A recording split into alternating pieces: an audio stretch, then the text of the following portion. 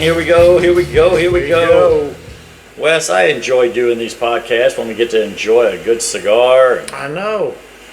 I am so excited about this episode, this review right here. Yeah. I've been anticipating and waiting in anticipation. I know I wanted to do it earlier than this, but I also wanted to give the cigars time to rest in a humidor and get ready.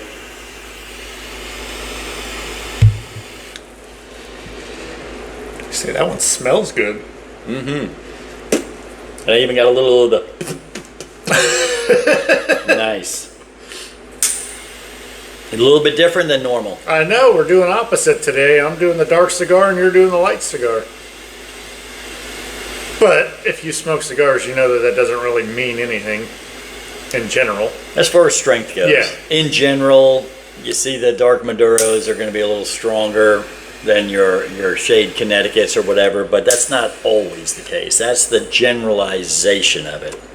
But there are plenty of super dark, ultra darks. The one I use all the time is the Ashton aged Maduro. Yeah. That's as black of a cigar as you'll ever smoke. And at best, it's medium strength. It's just not that strong of a cigar. But it's definitely going to be a strong one, I can tell already. Is that right? Oh, yeah. Puts off a lot of smoke, though. That's pretty good right there. That's pretty good right there. Well, all right, we get started here. First and foremost, I think we got to talk a little bit about Badass Beard Care. I think so. Since they have been a sponsor now for probably 2 years now. Yeah, two seasons. Last year was a little rough. We had a lot of issues, health issues and everything, so we didn't get a whole lot of episodes in. But yeah, they got with us about halfway through the first season of podcasting, and then stuck with us last year, even though we couldn't get a whole lot of it done. And they are back. They're back. The one thing I love about Badass Beard Care, obviously I have a beard. I use the product all the time. I've always used beard oil, especially when I'm out riding on a motorcycle. When your beard takes a beating. It goes everywhere. It takes a beating, and so I do like to use the beard oil. And I've used a lot of different product, a lot of different brands. Really, the first time I tried theirs, I really fell in love with it. Mm-hmm. The fact that it's American made, they make it right here in the United States, and they're veteran owned. Yes. So it's like I know a proceed goes back to helping veterans. They're always reaching out to the veteran community to help and everything else. Yep. It's kind of like I always joke about, Roy Rogers Heating and Air. It's like Roy Rogers himself is a motorcycle rider. He goes to charity rides, and it's like, listen, you're going to spend a crap load of money if you're getting new air conditioning or a new furnace. Right. If I'm going to spend that kind of money, I want to make sure that money's going back into things that I believe in. Yes. And so that's why I always say, man, if I'm going to have to spend that kind of money, I'd rather do it somebody that's got the same mindset and I know where that money's going. Same thing with this. If I know for a fact that a portion of the proceeds go out to help the veteran community, yeah, by golly, I'm all for it. Now, if the product sucked, it wouldn't matter how good they were. Yeah. But the fact is, it's one of the best products I've ever used. Oh, yeah. And not even just the beard oil. I use their deodorant, as you see here. We got some deodorant up here. I work outside, so I'm in and out of a truck all day. 100 degrees here in the summertime. Right. Sweating all the time. If I wear their deodorant, there's no BO. Huh. It lasts all day long through all the sweat. I mean, the warehouse I work in is not air conditioned. Right. It's hot in there in the summer, and that will last all day long. I've used the Chuck's Hog Wash hair, for washing my hair and stuff like that. And I've always said it, at my age, my hair's pretty thin. And when I use that product, it's amazing how much fuller my hair looks. It just looks healthier. It looks fuller. It's like, holy crap! It looks like I got a head of hair again instead of being a balding old man. Right. I kind of like it. So, yep. If you get a chance, check them out, man. You can check them out on Facebook. Check them out wherever you go, wherever your social medium platform is. Check them out. Look it up. Badass Beard Care. I mean, first of all, I love the name too. So. Right. Yeah, look for the link in the description of this episode. Got a link there, and make sure you use Steel Horse as a discount code at checkout. Right on. Right on. All right, so here we are, Wes. We are doing a little bit of a cigar review. This is different. It is. It's just so we funny. review cigars, but this one is actually a true never smoked one review. Yeah. Yeah. I don't hardly ever do that where I smoking a cigar for the very first time, doing it on air. It's something I just generally don't do. I mean, I don't know that I've ever smoked a cigar for the very first time. Yeah. Doing this. Tell me a little bit about the company you got these cigars from, Yes. because these are not local here. No. They're not Midwest company. You got these when you were on a vacation? Yep. Me and my wife went down to Tampa in April. We went down there, and the town we were staying in just happened to have this really cool cigar bar lounge that that I went into. And anytime I go on a trip, I always try to find a unique place that sells cigars, just so I can get something different than what I would get here. Right. So I went in there, and I didn't see a picture really of the humidor that they had online. The lounge looked really good. I'm like, okay, well, if their lounge looks this good, they have to have a good selection. No joke. The biggest humidor I've ever seen. You walk in their door, and the left side of the building, it's all lounge seating, got a couple TVs in there and everything. And then you turn to your right, and there's another door, and it's the other half of the building. But it's an entire humidor. Nice. On that half of the building. Nice. There was thousands of cigars in this place. So it took me a while to figure out what I wanted to get. Right on. Talked with the manager working there. Just so you guys all know. It is called EGCigars in Dade City, Florida. This is probably not going to come up. I'll put a link, or I'll put a picture of this on the episode, but the QR code there, EGCigars.com, and they have their own personal line there. Okay. So I talked to the guy. I'm like, hey, we do a podcast where we once a month do reviews on cigars, and he's like, oh, really? And he was super excited that I was talking to him about it. So he happened to point me out to their line of cigars. So you guys know I prefer more of the sweet cigars. So he showed me two of theirs. Generally, I smoke Connecticut. Right. Clearly, this is not a Connecticut. I did look online. I was trying to figure out all the binders, fillers, everything. By the look of it, it's more likely a broadleaf. Maduro wrapper. Most of their stuff online is all Nicaraguan pure, the fillers and everything seem like they're all Nicaraguan. But yeah, he showed me this one and another one over here from their sweet line. I'm not even going to mess up the name of this. But it's a crema de passion, so I'm going to assume this one has more of a coffee note to it. Right. I don't know what's going on today. But that one is a Connecticut, I would say.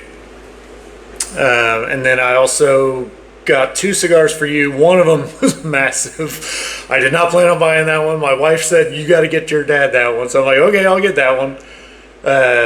And then yours, I know we looked it up. What did I get you there? This one here, this is what they called what was the actual name? Let me see right here.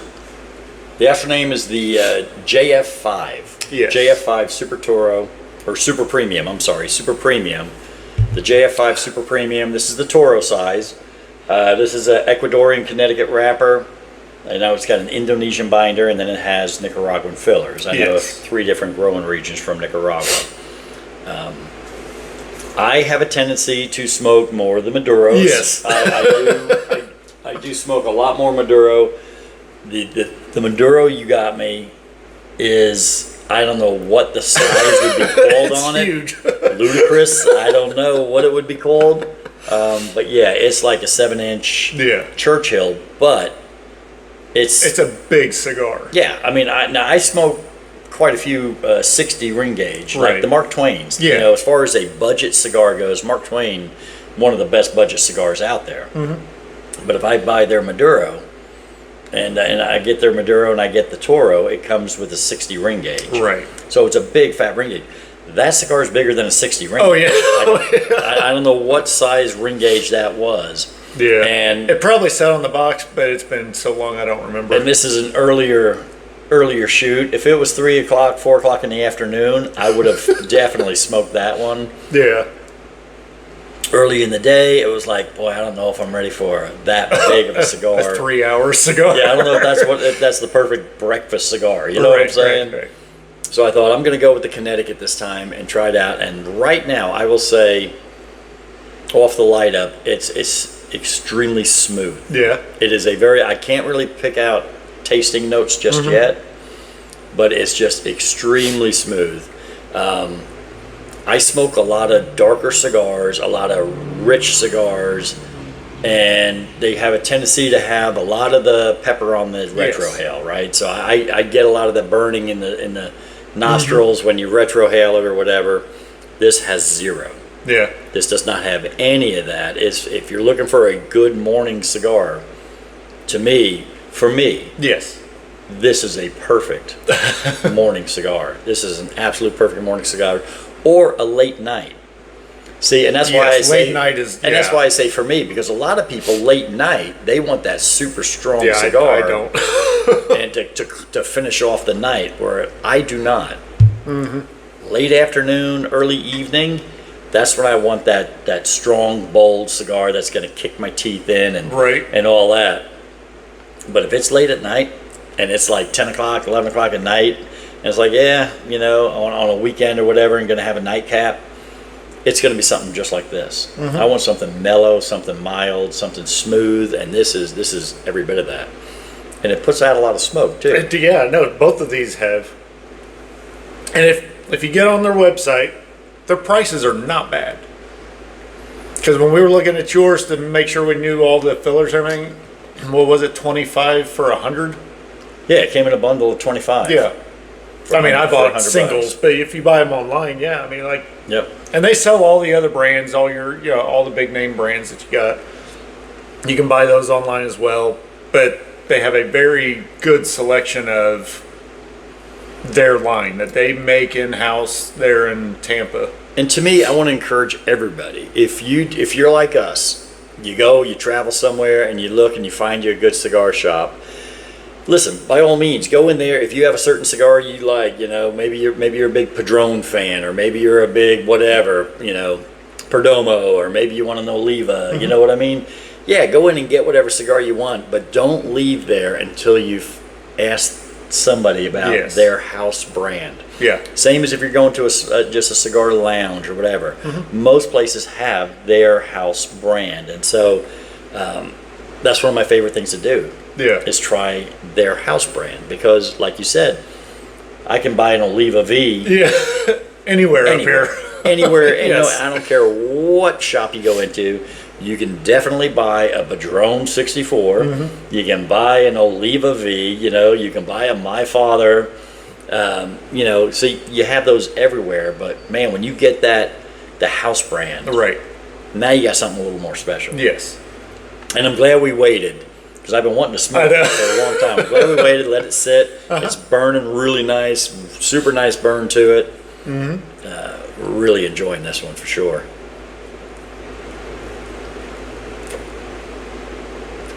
Now I know you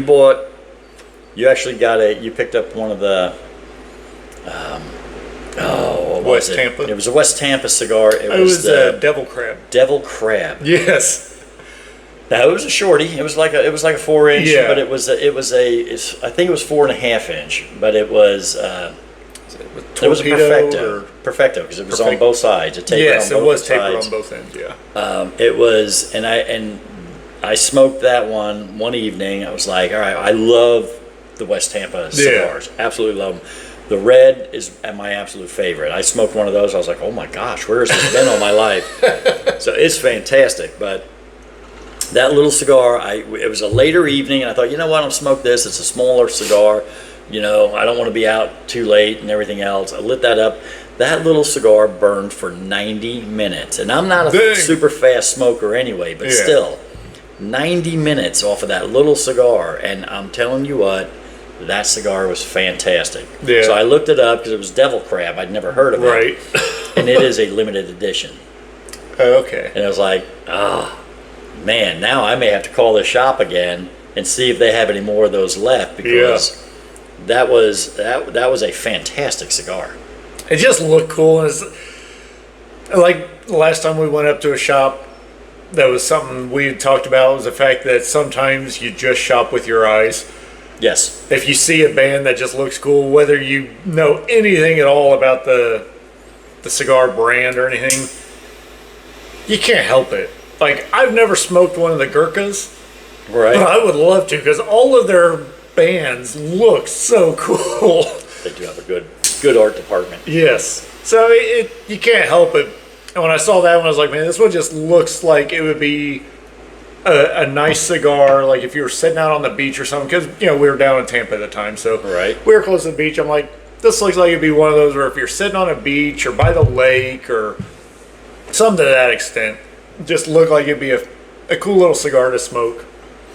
Well, it's funny because, you know, Gurkha ended up getting a really bad name for a while there. Oh, really? Because they were just nothing but high end. Oh, okay. So when they stepped down and started doing more of the more affordable cigars, I think a lot of people just felt like they kind of, what would you say, compromised their quality. Okay, yeah. To the point where they weren't that good of cigars. Yeah. Now, again, I'm talking 20 years ago. Today, I've smoked so many Gurkhas now, and it's one of those. Unfortunately, they've got one of those reputations where, if you're an older person and you say Gurkha, they're like, I'm like, they've got quite a few cigars that I like, and I smoke on a regular basis. The Ghost, the Gurkha Ghost, I smoke that all the time. Okay. I absolutely love that cigar. So yeah, I mean, I've gotten a bunch of Gurkhas in with like different samplers and stuff like that. Every one of them's been good. Every one of them. So yeah, I'm kind of a fan of the Gurkhas. This right here, now I did have to relight, but that's because we're talking. We're talking. It's hard to keep them lit when we're talking. And you do more of the talking on the podcast. But I'm telling you what. It smells amazing. Like, the smell coming off that cigar is amazing. You would love this. I'm just saying. You would absolutely love this. I'm going to have to go online and buy a pack of them. And it's super, like I said, it is bar none the most mildest cigar I've ever smoked. Yeah. But yet, how can I say? Because if there was somebody that was new to smoking, and or they wanted to transition from flavor cigars, and they were like, well, I want something that's not going to beat me up. This right here, I would recommend this in a heartbeat. That being said, I've been smoking for a long time. Yeah. And I can smoke this cigar anytime and enjoy it. Yeah. There are some cigars that I would recommend to other people that I probably would never smoke because there's not enough flavor to it. Right. But yet for a newbie, it would work really good for them. Yeah. The Macanudo Cafe. Perfect. That's a really good one. Yeah. That's a super good cigar. I just don't smoke that many of them anymore. You know, but I used to smoke them all the time back in the day. Now I don't smoke that many. But that was a perfect cigar for a brand new Yeah, I think that was one of the first cigars you got me. Was it? Uh-huh. Yeah, because outside of, I've never smoked anything else. All I've ever smoked is cigars. So, and I don't smoke a lot of them, which is why I do tend to be more on the sweeter side or the infused flavored side. Which I know with the new news that has come out that I no longer smoke premium cigars. They're still premium. They just can't be listed that way because they're trying to make sure that the cigar industry does not get labeled as the tobacco industry, as in cigarettes and stuff like that. So I understand why they had to do that.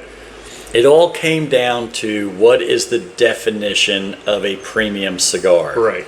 And that's where it all changed. When the judge said, I need a written definition. Yes.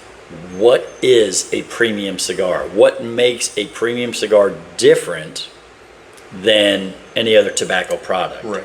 Whether it's a machine rolled cigar or whether it's, and so the definition of a premium cigar is now one that it has to have your leaf all has to be, full length leaf. It can't be, which is up to 50%, because obviously you have to cut leaves in order to for filler different size cigars. You have cigars that are 4 inches long, and you have cigars that are 7 inches long. Right. But yeah, it's got to have a single leaf wrapper. Okay. It has to have a single leaf binder, and it has to have full length fillers. It's got to be made by hand. The only ingredients that are allowed in there, there's only allowed 2 ingredients. It's tobacco leaf and the glue that they use to keep the tobacco together. To keep it together. Those are the only 2 ingredients. And then it cannot have any other artificial flavoring, and it has to what is it? There's a weight. It's like you have to take 1,000 cigars, and that 1,000 cigars has to weigh at least 6 pounds. Okay. And so by doing it that way, that is now a premium cigar. So anything that goes out of that, so your infused cigars, right, you're going to have added ingredient. Some of them use pipe tobacco, yeah, which is not a full leaf tobacco. Right. So that doesn't get counted. Now again, those are still made by a premium factory and all that kind of stuff. Yeah. But it also will go down to the tins. You get your small cigarillos. Well, now 1,000's got to weigh 6 pounds. 1,000 of those aren't going to weigh 6 pounds, so those will no longer. So yeah, it's kind of a good thing, bad thing. Right. Because it does separate premium cigars from the regular tobacco industry, but yet it's going to put a little different nuance on whether you're getting the smaller ones, whether you're getting ones that are infused or use the aromatic tobacco along with the pipe tobacco, with pipe tobacco and stuff. And a lot of times with these laws, they need to get a starting point. And this, at least, that gives the judges a strict starting point. Yes. On what to declare as premium cigar, and then be able to start expanding on that based off of the fact that cigarillos that are made from these same, the same ingredients, well, that's still premium. They just have to make it smaller. Right. So then they could probably start doing laws, working around that law to adjust it to fit those needs. Yeah. Yeah, it'll be curious to see where it comes from. I was afraid that was going to fall off, so I didn't want it was pretty amazing, that they even got a chance to do this, because that's basically what it came down to was, they were like, the judge is like, well, I can't see how we can rule them in the same as tobacco. And the guy, the FDA and all that, they were like, so you're telling me that there's no health risk by smoking a premium cigar? And the judge looked at him, he goes, well, I don't know, that was your job. To me, was just one of the greatest answers ever. He goes, well, no, that was your job. That's what you were supposed to come here with, to tell us why they cause a health risk. Right. And you were not able to do that. And so that's when the judge said, I want a definition. We have to have a concrete definition. What is a premium cigar? Yeah. And that's how that all came about. So it was kind of a win for the cigar industry. It's just now it's going to divide it up a little bit more. Yeah. And because there are so many premium companies that do make and I'm assuming the sweet tip is going to be the same thing because it's just your cap. Right. But if it's been sweetened. Right. Then, or is it just, is that sweet cap just sweeter tobacco that hasn't had any infiller, I don't know. Yeah. So yeah, it'll be curious to see what all happens. I mean, Yeah, because like this M by Macanudo here, I actually bought this at that same cigar shop. Is their coffee flavored? So it's like, okay, well, we all know Macanudo makes premium cigars, so what specifically do they have to do differently to make this one the coffee flavor? right? And like, I mean, I know technically you can use the coffee beans to infuse the cigars without doing anything to them, so you're just letting the aromatics from the coffee beans transfer into the tobacco. So that's not doing anything to it. It's technically not even an ingredient because you're just getting the aromatics off of the coffee. So yeah.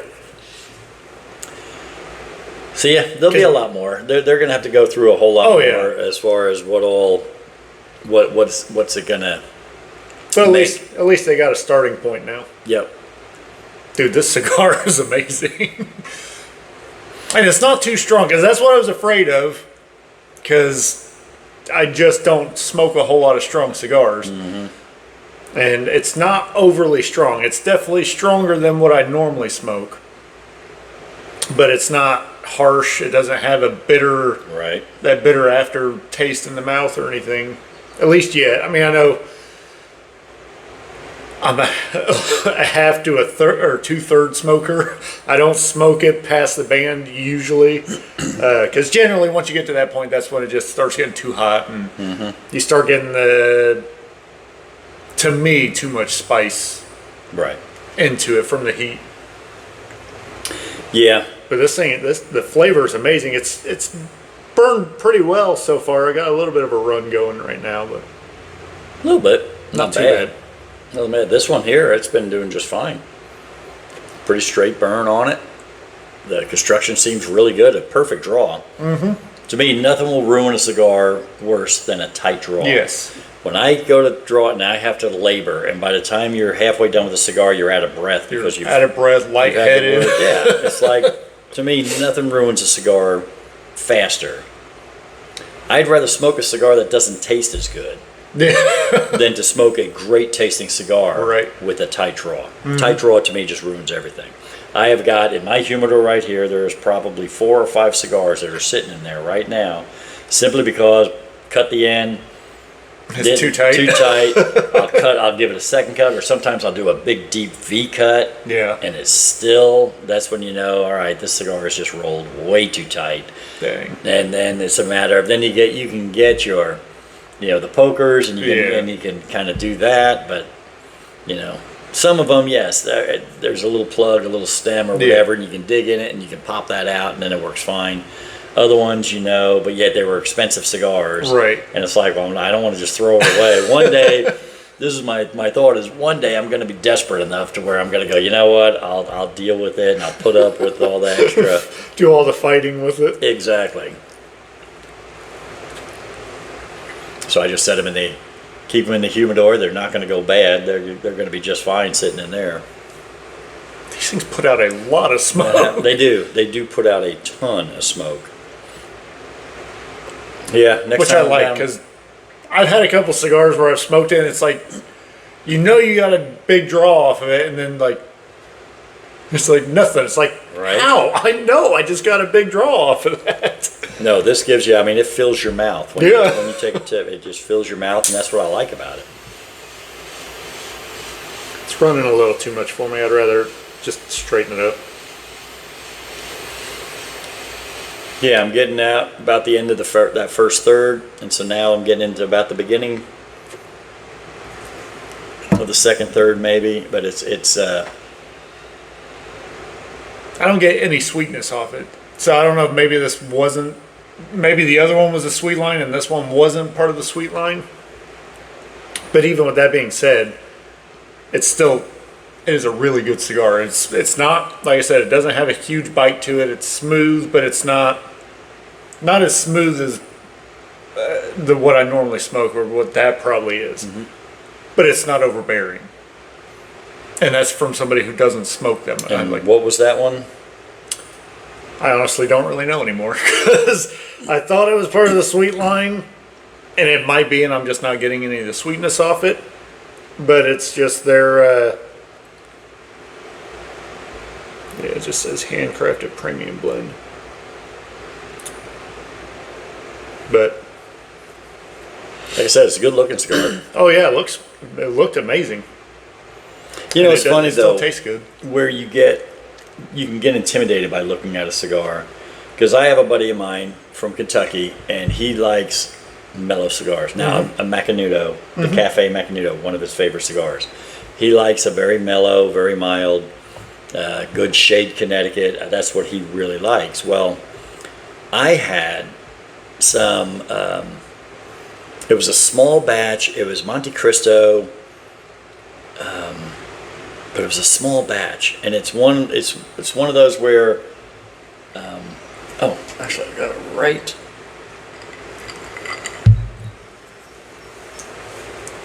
Yes, the Monte Cristo, the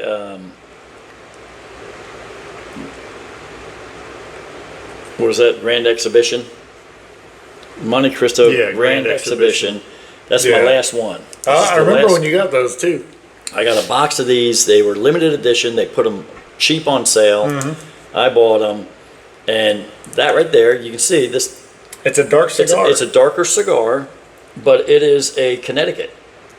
Huh. It is a Connecticut wrapper, and that is a super mellow, super mild cigar. Yeah. Those are fantastic. That's like batch 59 or something like that. Yes. So yeah, it's not their regular, because I think their standard Grand Exhibition cigar, I think, is actually a Habano wrap cigar. Because there's a few companies that do them. I know H. Upman has one. There's a couple other ones that do the Grand Exhibition. It's a callback to the old World's Fairs, back when they used to do the World's Fairs back in the day. And Monte Cristo used a Habano wrapper, whereas H. Upman and some of the other ones, they all used Connecticut wrap. Yeah. So they came out, Monte Cristo decided they would do one of theirs with the Connecticut wrapper, and they called it like small batch or something like that. And but I gave that to my buddy, and he's like, I was like, dude, I'm telling you, it's a mild cigar. You're going to absolutely love this cigar. Yeah. And he was a nervous wreck. I was lighting it up. And he finally lit it up, and he started smoking. He goes, wow. So that's really deceiving. I was really expecting this to be really strong. So I kept telling you, it's not a strong cigar. It's a very mellow. That's my morning cigar right there. You mean Magic Toast ain't your morning cigar? Most underrated cigar out there, if you ask me. It is a very underrated cigar. Alec Bradley's Magic Toast cigar. If you like dark chocolate notes, and you like that heavy cocoa, and you like some of that kind of stuff, it's a beautiful looking cigar. Yeah. It's got, it'll scare the crap out of you because you smoke with your eyes, and that the logo on the wrapper and all that is just beautiful. Yeah. And I do like a nice dark cigar, and I tried that, and it was like, oh my gosh. And I bought box after box of them. I smoke them. I was smoking them all the time, and but yeah, that is a much stronger. It's definitely Yeah, because I smoked one of those. I'm like, yeah, it's a little strong for me. I was able to smoke it, but for me, it was definitely on the high end of strength for me. It's full body. Some people will call it medium to full. Some people call it full. But yeah, they're definitely a stronger cigar. But it's one that I mention it, and people are like, oh, I don't know. Yeah. And so anytime I have a friend that, well, what do you like? What do you like Connecticut, Habano? Yeah. Do you like Sumatra? Do you like, broadleaf or whatever? And, if they like a good Maduro cigar, I'll always get them one of those out of Bradley's, and it just blows people away. Like, oh my God, I've never even heard of this cigar. It's like, I know. I don't know why. Talk about it too much, though, and the same thing that will happen like the Mark Twain's. Mark Twain cigar. You start talking about them so much, and then all of a sudden the price went up on them. I could buy a box of 20 for $50 to $60 all day long. all day long. I could buy them 50. Never spend more than $60. Yeah. Now you get them on sale. They're $80. Yeah. You know, they're generally $100 for a box of 20 now. And it's like, man, I told way too many people about these cigars. Well, at Mark Twain, the Maduros that I smoke, Did it go out again? they actually, no, it's still going. For their wrapper, instead of using a Connecticut broadleaf, they use a Pennsylvania broadleaf. Okay. Which to me is even a little more spicier than the Connecticut, which I happen to like. The Pennsylvania leaf I like a lot. I'll have to look into that to see what the actual differences between the tobacco leaves are. The growing region, obviously there's something different with the soil. Yeah. But I mean, like between the Connecticut leaf, the Pennsylvania leaf, like, because they don't grow them in Connecticut, do they? Mm-hmm. Oh, they do. Mm-hmm. I didn't think it was warm enough in Connecticut to grow tobacco. They used to grow tobacco up on Long Island. When I lived on Long Island. I knew Georgia, Carolinas, you know, you can go, you still get drive-through tobacco farms down there. But I didn't realize they grew them all the way up the. That's why I always thought it was weird that it was Pennsylvania leaf and Connecticut leaf. I'm like, how did this happen when that's all in the Northeast? That makes more sense now.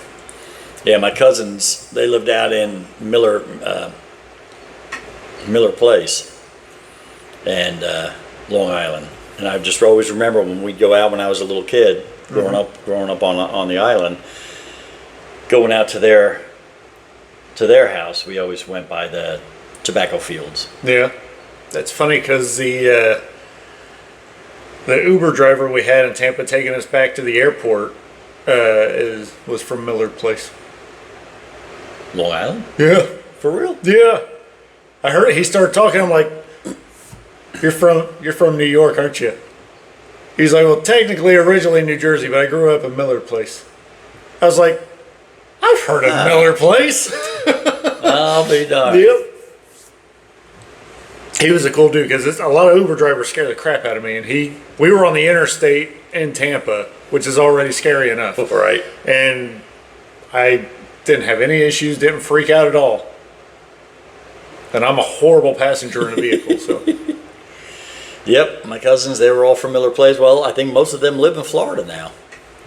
Who knows? It might be related. I don't know that they would be originally from New Jersey. Yeah. That was on my dad's side of the family, and we didn't do as much with my dad's side of the family as we did with my mom's side of the family. But I don't know that they were ever in New Jersey. Yeah. But I don't know that for sure. So who knows? I thought it was funny, though. Yeah, that's hilarious. This cigar is really good. And again, we're doing opposite day here. So for me to say that a Maduro is really, really good, because it takes a lot for me to smoke a Maduro. So I don't know why. It's just how it's been. But I don't smoke but about once a month when we do these. So Right. there for a minute I was starting to smoke about a cigar a day pretty much. It's for the last year, it's like nonstop. So I never have time to smoke. Yeah, that's the difference. I'm older. You know, I'm kind of semi-retired now, so I have more time. Yeah. So I am a one a day. I smoke one cigar a day. And that's probably what it averages out to be, because there are days I don't smoke any. But there's also other days I'll smoke two. Yeah. Or I smoke three. You know, I've had, on a weekend, it's not that unusual for me to smoke 3 cigars in one day. If I have one in the morning, one in the afternoon, and one at nighttime on a Saturday or a Sunday, that's not that unusual. But then I may not smoke another one. I may not smoke one Monday, Tuesday, or Wednesday. Yeah. But so I would imagine mine averages out to at least one a day. Mm-hmm. 1.5 maybe. And you got, what did you say, you got cherry cola? Yeah, I mean, it's an early in the day. A lot Don't of want to break out the rum and whiskey. Exactly. I'm going straight cherry cola is all I'm doing. And it's that the same brand that what you're drinking of that root beer that I don't even know how Spreechers, Spreechers, yeah, something like that. Spreechers or Sprechers. It's the fire cured. Yep, fire brewed craft soda. And so yours is root beer. Mine is cherry cola. Shout out Spreechers if you want to be a sponsor. Wink, wink. Yeah. Because we do use a lot of their. I drink a lot of their stuff. I use theirs for mixers too sometimes, because a lot of times when we're doing this, I might throw a dash of that Bumbu rum in here, or I might put a dash of Eagle Rare bourbon in there. Oh, Bumbu's the best. I love Bumbu rum. We had the Gillespie's, a cigar bar in Martinsville. They had a bottle of Bumbu rum because I requested it. And so they kept it on their shelf, and I ended up getting like 4 or 5 other people that went there regularly to drink that. So I kept them. I got a new line of rum for them to keep in stock. That's pretty cool. Yeah, it's pretty good rum. Pretty good rum. Yeah, I don't drink a whole lot of hard liquor. Kind of like how you talk about your cigars. Yeah. You like an infused cigar. You like a sweeter cigar and everything else. That's kind of how I am. With the alcohol. About the only thing with hard alcohol, I mean, I'll do the tequila shot with the salt and the lime. I enjoy that. I can't do it. But there was a time where, what's the big, Jose Cuervo. Yeah. The most popular tequila out there, and I'm not a big fan of Jose Cuervo, but they had one called Singe, which was a cinnamon tequila, but it wasn't a hot cinnamon like Fireball. It was like cinnamon toast crunch. Right, a sweet cinnamon. And so when you would do that, take a shot of that with the salt and the lime, oh my gosh, it was fantastic. And so I would drink that. But as far as, just to sit down with a glass of scotch or a glass of something, I can't do it. I gotta really be in a mood. Yes. I mean, really, really in the mood. Right. Otherwise, I might do something like this where we're gonna have soda, and I might just put a splash of something in there or whatever. But yeah, I just never have been that guy. That's what I was gonna say. I was kind of more like you. You know what I do like? If you go to the Walmart and you can buy Old Smoky. Oh, yeah. Old Smoky whiskey and caramel whiskey already mixed together. They got a peanut butter one. The salted caramel, that I could sit there and I could pour a glass of that and drink that. Most people would look at me, any real drinker, like, oh my That's God. not a real. How are you drinking that nasty stuff? And to me, it's like, I like that. I can drink that. Just to sit down and pour just a, I don't know. It's just not me. It just never has been me. I know I work with some guys that they're very big. They've got massive collections of different whiskeys and bourbons, and I'm like, I wouldn't be able to drink with you guys because I would have to ruin it to be able to drink it. I'm like, I get it. I understand there's people that really they can taste the difference in each one and pull out different flavors, just like a cigar. Just like a cigar. There, you find ones that you can really handle and all that. For whatever reason, I've always been more of a rum person, and there are plenty of rums that are way too strong for me. Yeah. There's rums that are whiskey-esque or bourbon-esque where it's got a bite. Like I bought a bottle, it looked like a little cannonball. It's called Kirk and Sweeney's. Dude, one shot of that and it will lay you out. It was the strongest rum ever. But Bumbu rum and Hard Truth's coconut rum, 2 best rums out there. I mean, Hard Truth, I can actually just pour that in a glass and drink it. I don't have to mix that with anything. Hard Truth's coconut rum. Yes. It's the best rum in the world. That is one. Now I could pour. Yeah. If I was smoking a cigar, sitting on a beach, I could definitely drink, some of that straight, just the way it is. Yeah, that stuff's really, really good. Yeah, whoever the what do they call that? A vintner? The brewmaster, vintner? Vintner's wine. the brewmaster, whoever created that one, they knocked that one out of the park. I'm telling you, with this one here, you know, halfway through It's a slow burn too. it's a slow burn. Again, we're doing a lot of talking, but I'm actually now starting to get just a hint of sweetness on it. I'm getting almost like a caramel sweetness. Okay. Not strong. Yeah. Not strong at all. Just a very faint. It's like, you know, you kind of swish it around your mouth a little bit, and you can feel it on your tongue, and it's like, okay, because I'm getting a little bit of a peppery on the retrohale. It's got just enough to make you realize, okay, you're smoking a cigar. Yeah. Which I love. Yeah. I don't even mind the really strong ones. You know, there's some that people are like nobody enjoys that. Like, I kind of do.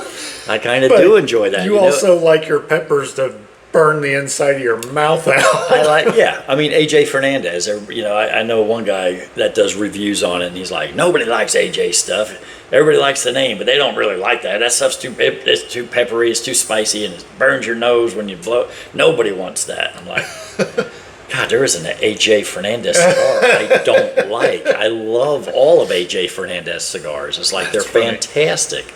And it's like, because I do enjoy that.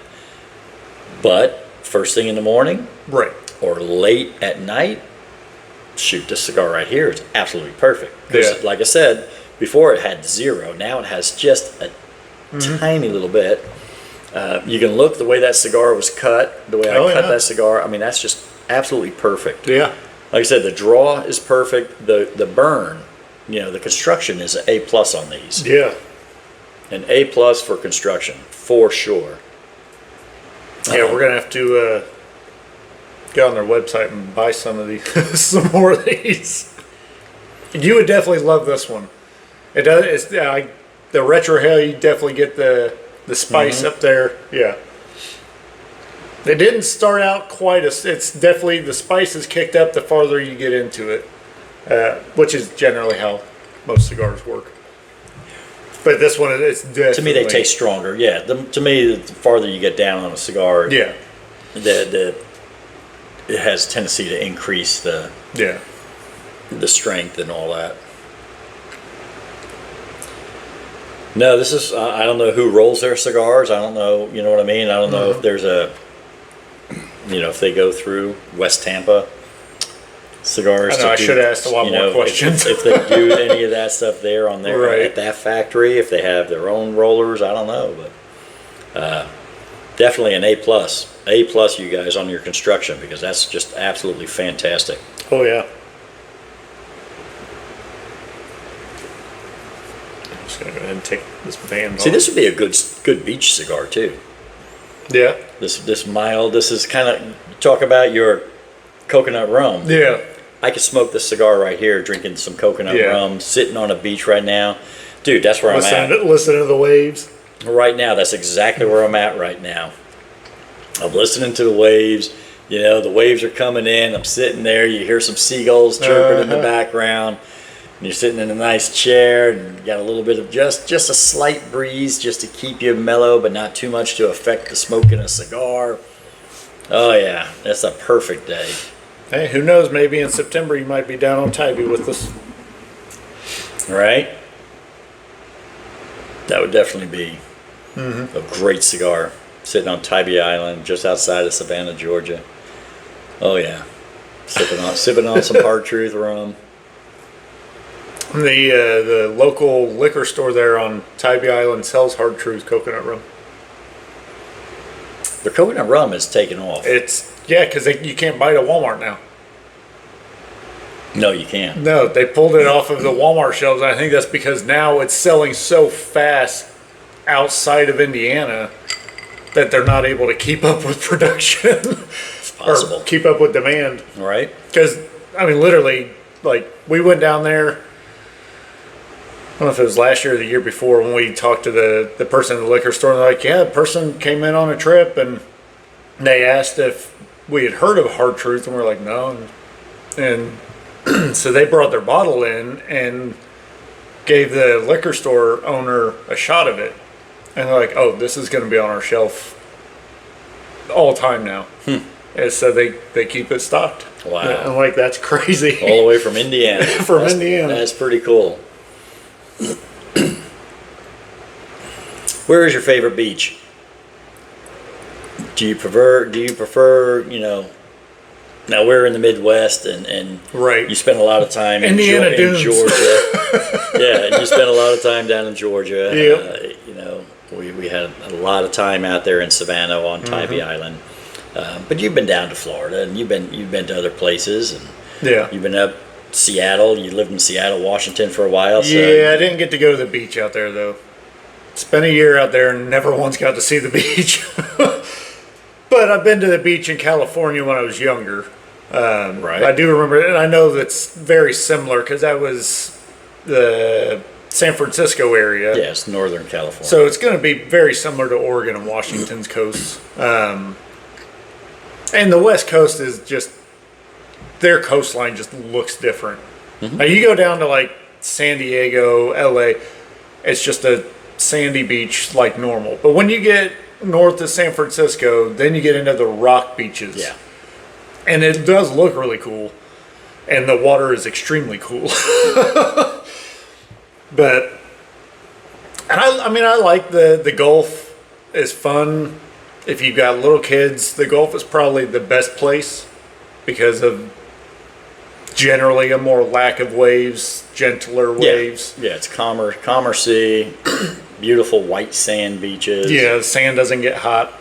But to me, I love Tybee Island. I love those coastal islands in Georgia, South Carolina. You can't see nothing in the water. It's very murky water because it's brackish. You got all the rivers coming off. But there's just something different about the Atlantic coast. I don't know why. There's just a different feel. I'm with you 100%. If you're just wanting to look, Yeah. the Pacific Northwest, Yeah. bar none, probably the most beautiful in the country. Right. Bar none. If all you're wanting to do is look at it. Yeah. But, you know, or if you want to have to put a wetsuit on every time you want to get in the ocean. You know what I mean? Right. It's like, and again, I grew up on Long Island, so you get up in the, you know, whether it was in the Sound, you know, up on the north side of the island, you go in the Sound. It was kind of the same way. The Sound was calm and mild, so if mom was taking all the kids out to the beach, you went to the Sound, so you didn't deal with the waves. Yeah. You go to the southern end of the island, now you got the ocean, and you got all the waves and the undertow and all that stuff. Yeah. And that water's pretty damn cold, too. Oh, yeah. Up there. Even in the summertime, I can't assume that it would get very warm even in the summertime. Yeah. And I think you do get used to that. And, you know, like, again, here being in the Midwest, I've been in Lake Michigan a ton of times. Yeah. You know, you go up into Michigan, you go up to, like, Muskegon, bike time. I've been in the ocean, or I've been in the water up there, in the lake up there. I've dipped my toes into Lake Superior and a lot of that kind of stuff. But I think the Pacific Ocean is colder, even colder than that. I mean, it's like getting in Lake Michigan, say, in December. Yeah. You know what I mean? It's freezing cold. Whereas you get down south, you get down to Florida, the beaches are just so much nicer, and Yeah. I don't know, there's just something about it. Now, we did, when we lived in Washington, we did go swim in Puget Sound. So we did go to those beaches. For some reason, I don't ever think of that as a beach. I guess because there's no waves or anything. And I mean, that water was pretty cold. Even in the middle of summer, it wasn't warm. Right. Even being in the Sound and farther inland. But I kind of forgot that we went to the beach there. I think probably one of my favorite beaches has been what would be South Padre Island, down at the very southern tip of Mexico, or southern tip of Texas. Yeah. You're right on the Right by Mexico. right on the border of Mexico. We went over into, I think, Progreso, I think is the name of the Mexican town, just across the border down there. And but South Padre Island, I really enjoy that. Yeah. It's a really cool place. It's much more commercial than Tybee. Yeah, I mean, a lot of places are. Yeah, Tybee used to be extremely rural. Yes. It's not. It's a lot more commercial now Right. than it was back in the 70s and 80s when I was Yeah. living down there. But yeah, there was just something. There's a cool vibe of South Padre Island, and they have really nice beaches.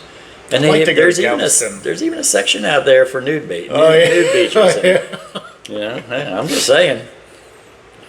We've been doing a lot of stuff in South Carolina now, the last couple of years. So I'd like to be able to get over there and see some of their beaches. I would assume they're pretty similar to Tybee because it's all that same area. But Yeah, the only place I've ever been to I've been to Hilton Head a bunch in South Carolina. Defusky Island. I actually looked for a job out there. Yeah. You can only get to Defusky by boat. There's no other way. And there was a ferry boat that would go out there. It's kind of like here in the Midwest, we got Mackinac Island. Yeah. Where it's just horses and buggy and stuff. yeah, no And cars. That's how Defusky is. And it's between Hilton Head Island and Tybee Island. Oh, okay. So, like a lot of times when you're on the northern part of Tybee Island, you're looking north, and it's like, oh yeah, I can see Hilton Head Island. That's not Defusky Island, actually. Okay. And it was really cool. The day I went out there to apply for the job, you hop on a ferry boat. You can get it right there in Savannah. Take the ferry boat out there, and then I went in for my interview and all that, and hopped back on the ferry boat and came back home. And the ferries only run certain times. Right. And when the last one leaves, you got to be on it. You got no choice. If you're not on it, you're not going home. And to me, it was really cool. It was like beautiful. You know how they are down there. It's beautiful down there. But to me, it was like, all right, but I'd have to do this every day. Every day. Now, the day I went out for my interview, it was sunny. It was like sunny and 82 degrees. All right, I'm going in the middle of the day, so it's not like when the boat's going to be packed. You know what I'm saying? Right. I could sit anywhere I wanted. I could sit inside. I could sit outside on the upper deck. I was like, my God, this would be awesome. And then somebody made a comment to me that said, it's fun for a while. Yeah. She said, and then it was a lady, and she goes, she said, it's not that much fun in the winter. Yeah, because it still cools off a bit. Yes. She said, it's still pretty cold in the winter. Yeah. And then, of course, when you're out on the water and you got nothing but water and wave, Right. that spray and everything. And they're like, and she was telling me, she said, yeah, in the mornings, in the evenings, the boat's packed. So there's times in the winter you're going to be standing up out here in the wintertime too. And I was like, oh, yeah, I don't know if I want to do this or not. And I ended up not taking the job. I got the job, but I turned it down. Yeah, myself, I probably find myself be more of a mountain person than I do a beach person. I know you'd never guess that by looking at me. I look like I'd be wandering around a nude beach all of my life, but I do like the mountains. I'm probably more of a mountain person, but the older I'm getting, the cold you get in the mountains in the winter. and it's not even so much that. No. It's just I don't know. It's the whole vibe that comes with the beach, the whole beach life, where you're wearing sandals all the time. You're in shorts all the time. I worked with Bubba Blackwell, right? Stunt rider, broke all of Evel Knievel's records. Worked with Bubba Blackwell for, off and on for a good 15 years. And the man never wore long pants. No. You remember they'd come up this area and we'd be working with them and they'd be in their shorts talking about how cold it is. It's like, well, no kidding. Put some long pants on, you moron. You throw a sweatshirt on. It's like throw on a hoodie. And they just, it's like, but he lived down in basically Gulf Shores is where he lived, just outside of Gulf Shores, Alabama. Yep. It's like, I don't wear long pants. It doesn't get cold where I live. And that's kind of where I'm at now. It's like, I don't know. I wouldn't mind having a bunch of short pants hanging in my closet. Right. A pair of sandals and t-shirts. Middle of winter, you might have to throw on a hoodie a couple days. Right. Yeah. Yeah. Well, we say that. That's my winter coat up here has been a quilted hoodie. True. Zip up. True. It's like, yeah. I remember, people, about my winter coat. I was like, yeah, that's kind of my winter coat. Now, when I first moved up from Georgia, Yeah. dear Lord, I had so many winter coats because it was like, It's freezing up here. Now I'm so used to it now. I've been up here for almost 40 years. But I don't know. There's just something about the whole vibe, the island vibe that comes with it. And it's a more relaxed, when I lived in Savannah, out on Tybee, it was one of those things. I mean, people rode bicycles pretty much everywhere. Yeah. You know what I mean? It's like a lot of the people had DUI, so they couldn't drive a car anyway. So they'd ride their bicycle to the the bar on the beach or whatever. But everybody was cool back then. That was 70s and 80s. It was a whole different world back then. But there's just something about that beach vibe where everybody's in a good mood. See, now Cindy and I went to North Myrtle Beach. Yes. Not Myrtle Beach. Yeah. North Myrtle Beach. And you couldn't buy a smile anywhere. Yeah. It was like, dear Lord, why is everybody frowning? It's like nobody's happy here. We were at this nice resort, beautiful resort, nicest resort I've ever stayed at in my life. Yeah. Lazy river going all the way around the whole thing. Just beautiful. The rooms were immaculate. Everything was so nice. And it was like, and we got in that lazy river and we're just floating around the river and, we're looking around and it's like, nobody's happy here. Huh. There isn't anybody happy. And I finally stopped around a big crowd. I was like, can I ask a question? Why is nobody smiling? Look around. We're in absolute paradise right here. Right. We got the freaking ocean is right here. White sands, beautiful beaches, beautiful resort. And I can't find a smile out here.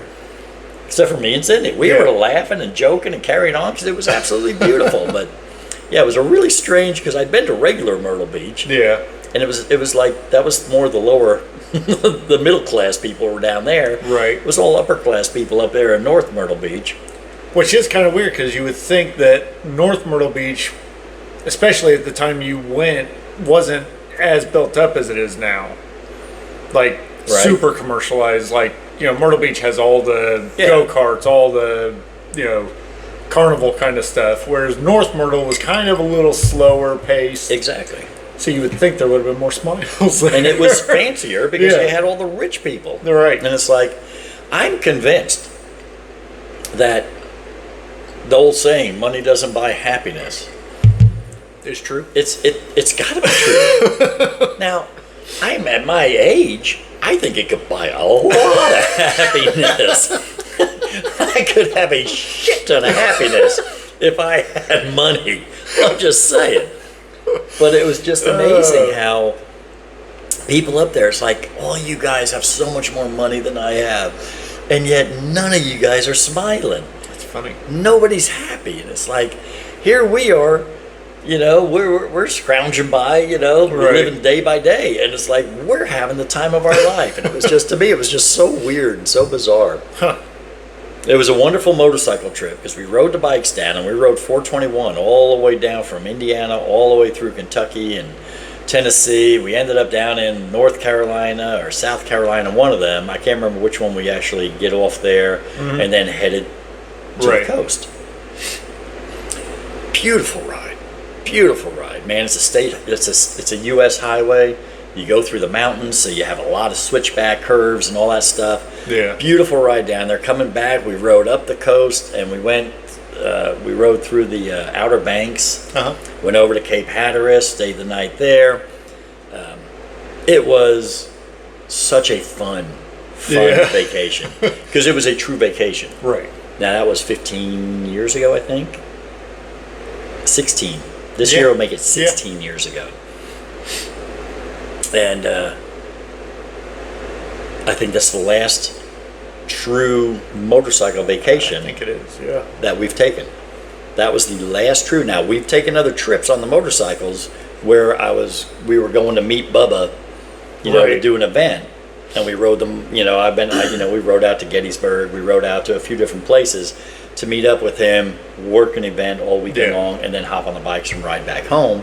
And when we do that, we generally do it in a way where we can ride, like Gettysburg, I'll run US 50 almost all the way out there. Yeah.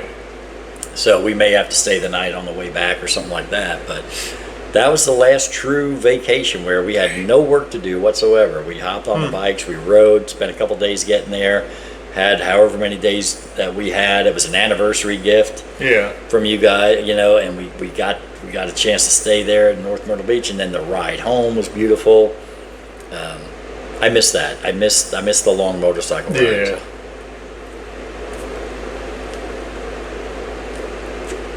Well, you're past the halfway point now. It's fantastic. It has not heated up any. I mean, this cigar is still cool to the touch. I mean, I can put my fingers right up. Dang. There's no heat. Huh. No heat coming Yeah, I off was of gonna that. say mine's a little bit of heat, but not burning it. That's right up on there too. It's my right hand, so mine- I don't have any feeling in those fingers. But I do have feeling in my thumb, Yeah. and I could not feel anything. I've had cigars where literally, if I was holding on to it down here, and that cigar was, anywhere close to your fingers, you just couldn't hold on to it anymore. And I've laid cigars down, and Cindy will make a comment, well, you didn't smoke all your cigars. Like, yeah, it was just too hot. I couldn't even hold on to it there. It was so hot. And then there's other cigars you can smoke that when their construction's right, when they do it the right way, you can smoke that all the way down to where it's just about touching your fingertips, and you can still smoke it, and it's still not burning your fingers. To me, that's a fantastic cigar when you do that. And that's how this one is. Yeah, again, these are EGCigars out of Dade City, Florida. Amazing cigar shop down there. And you say Dade City is by Tampa? Yeah, it's about, from the airport, it's about an hour drive, if you were going towards Orlando. So a little bit northeast of Tampa. Okay. That gives me an A lot of people know where Zephyr Hills is. Yeah, I know where Zephyr Hills is. That's I don't know why, but a lot of people know where Zephyr Hills is. Because of the name. Yeah. Gotta know. Zephyr Hill. I want to So it's just north of Zephyr Hills, which I think they had multiple cigar shops, but that was Dade City's in the middle of a big revamp right now. They got a lot of new stuff coming in. They've been there since 2013, but their shop looked very new. The inside looked like it had just been redone. And again, the best humidor I've ever walked into. So yeah, that's the nice part. that's the big thing. I don't care if you got chairs or not in and if if it's a lounge, you can have just booths, table and chairs, nothing fancy. You got to have a good cigar selection. That's how I am. Yeah, I don't need super fancy. Now, don't get me wrong. I enjoy dressing up, going to Gillespie's, and sitting up there and sitting in the big overstuffed chairs and the nice coffee tables, and being able to sit back. But yeah, I'm the same way. I'd rather just give me a regular chair and table to sit at. Yeah. But have a good selection where I can go in there and I can find something I don't normally smoke. There's a cigar shop up by Indianapolis, up in Plainfield. And I just can't remember the name of it right offhand. It's a Havana something. I know you've been there a few times. You said it's really nice. I haven't been to that one yet. Been there a few times, and they've got it all because they have a ton of seating. I mean, you could fit 100 people in there. I mean, it's big. And 100 might be stretching. You can put 50 in there with no problem. I promise you that. 50 easy. Long bar, but then there's a bunch of chairs and a bunch of big overstuffed chairs. There's some high top chairs and a table and stuff like that. But yeah, their humidor is just massive. Yeah. And as big as it is, and then they put that island in the middle of it, so you got cigars on both sides of you as you walk all the way around it. They had cigars there where it's like, it's like I've heard of these, but I've never, the little places around town I could never find them. Yeah. Gillespie's had a pretty good selection. Yes. But again, it was still limited to the size because Gillespie's is a small place. So you had to go in there and it's like, oh my gosh. It's like I've always wanted to try that, or I've always wanted to try that, and that's if I'm in one of those moods, that's where I always go. Because there's a couple places up in Greenwood, Indiana, that a couple cigar shops I go to on a regular basis. I say there's one up there in Greenwood that has a really big humidor, where it's like they've cut like a big L shape Yes. out of their building, and that they do have a really good selection at that store. They do, and to give you an idea, that humidor is probably half the size of the humidor that's over in the other. So the one over there in Plainfield's probably about the same size as theirs then, because that's how theirs was. They had the middle island set up, and then the whole outer wall, and then the register up by the door. Yeah. So yeah, probably similar. But that to me, that's what it's all about. Yeah. You got that much. You have to have a variety. good variety, because it's nice. You know, we have a lot of smoke. I mean, there's smoke shops popping up everywhere anymore, and they'll all have good standard selection. But after you smoke all those so many times, like, I want something different. Yeah. So that's why I like when I travel, because I can always get something different when I travel. I keep a hard case that I take with me that holds 7 or 8 cigars. So I don't take any with me when I go on vacation. That way it's empty, and then I can fill it up while I'm traveling and bring them back home. Right. So I just don't keep a cutter or a lighter in there. I can't. Yeah, you can't keep a cutter in there. I was trying. You can keep a normal, like a Bic lighter. You can keep that in there, but TSA won't let you bring a cutter or a torch lighter. That's true. So I think last probably year when we check went it to with the Savannah, baggage. they gave us not one like your My Father cutter here, but just a cheap. The dude at the store just gave me a cheap little like $1 or $2 cutter. $2.99. Yeah, he's like, you can have it. It's okay. Yeah. Yeah, that's one thing I would never travel with flying wise. You know, Yeah. I'd never travel with a good torch lighter, because you're not going to get that No. back. You're going to lose that for sure. Well, I would say this is definitely a home run for me. If I was ever down, if I get down in the Tampa area, I would definitely look this place up for sure. And again, what's the name of it one more time? EGCigars. EGCigars. Yep. I want to definitely find out. I can't wait to smoke this other one now. Yeah. Because that's the other drawback with these big ring gauge cigars. Yeah. A lot of times they don't burn that good. Oh, okay. I know for me anyway. I have found that when I'm smoking a big 60 ring gauge cigar, I do have a tendency to touch those up a lot more. So Yeah, that thing's burned really good this whole time. if that burns as good as this does, I haven't had to torch it now. I've had to relight it a couple times because Right. I've been talking. Yeah. And my humidor is up a little more humid than what I normally keep it at. Yeah.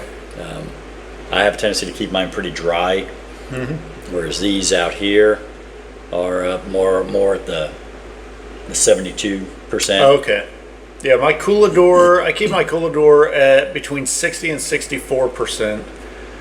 And of course, I keep all of my flavored cigars in the Coolador just because I smoke more flavored ones. So I have the jar humidor. I think it's at like 58% right now. It's a little low on the humidity range for all my just regular Yeah. cigars, because I don't smoke a whole lot of them, so I can fit just enough of those in the jar and I don't want to ruin them by putting them in the Coolador with all the infused ones. Yeah, I generally keep them separate too. I've got a jar humidor that I keep my infused ones, all my flavored cigars. That way, anybody that wants one of those, they have them. But then my other Cooladors, I have a tendency to keep mine. I usually keep mine between 62, 65. Yeah. But I do have the one that it dipped down to 58 all the time. Yeah. And I just got used to smoking a drier cigar. Yeah. They say you can pick out the flavor notes better if there's a little more moisture in them. I could see that. That you can pick out the flavor notes, but I find that they burn better when they're a little dry. Yeah. So for me, to me, I like to err on the side of caution anyway. Especially if there's the cigars that I'm putting in there, I have certain ones like my Mark Twain's that I'll buy boxes of them, and then they'll sit in there, and by the time I finish them, I mean, some of those cigars might be 2 years old. Right. And if it's sitting up at the higher, you have a much greater chance of getting, mold and stuff like that. The drier they are, to me, it's a little safer. So I just assume keep it down a little lower. Right. But I'll say right now, this is definitely a home run for me. Yeah, for me, I probably should have smoked the other one just because of how early it is in the day. This one's definitely, I wouldn't say it's full bodied. It's definitely not full bodied because, like, I've smoked the Magic Toast. That's definitely the very top of my limit for full bodied. So this is definitely more of a medium, maybe medium to full. Just over that line. But again, it's not overly strong. You get a lot of that peppery notes on the retro hail. I didn't get any sweetness, and I don't maybe the root beer was a little too sweet. That's true. So then it threw off that balance. So that was probably my bad. But again, I don't smoke that much, and it's been perfectly fine for me. So. Yeah, well, I'm glad that I smoked this one only because it's not what I would typically pick. Right. Yeah, I like that we did opposite day. So it's not what I would normally pick, but yet I absolutely love it. And this has just been a fantastic cigar. And again, as everybody has seen, it has burned really good. Burned very well. I don't know. That might be something I'll email them, and we can get back with everybody on like where they. What line produces their cigars for them. I would assume it's probably West Tampa since they're right there. To me, that would make sense. I'll talk with them a little bit more and let them know what we thought about these and see if I can get some more variety from them. We can try smoking those. Sounds good to me. Well, you about ready to call it a session and. Yeah. And but once again, I want to remind everybody about Badass Beard Care.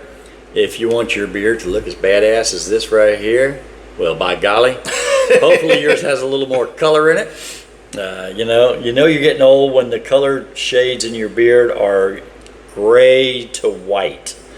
I remember when mine was like more brown to red with the one little white streak down there. You can see what's going on right here. And the brown and the red disappeared pretty good on me. Mine's not solid dark brown anymore, so it's starting to turn. Yeah, I'm pretty proud of my dark gray. I still got a good dark gray streak in mine. But yeah, Badass Beard Care, man. Check them out for all your products. Like I said, they got deodorant, they've got regular shampoo, conditioners, they've got all the beard oils, the beard balms. They got colognes, t-shirts, hats, everything you need they have, and it is literally the best. Yeah. Veteran owned, American made, all right here. I joke, I kid, give them a hard time. I say, well, they're almost American made. It's California, so they're just on the outskirts of America. But no, it's a fantastic company. They've been great to us. Absolutely love their product. Give it a try. Wes, thank you so much for coming over and having a soda and a cigar with me. It's been a lot of fun. It sure has. All right, man. We'll see you on the next one.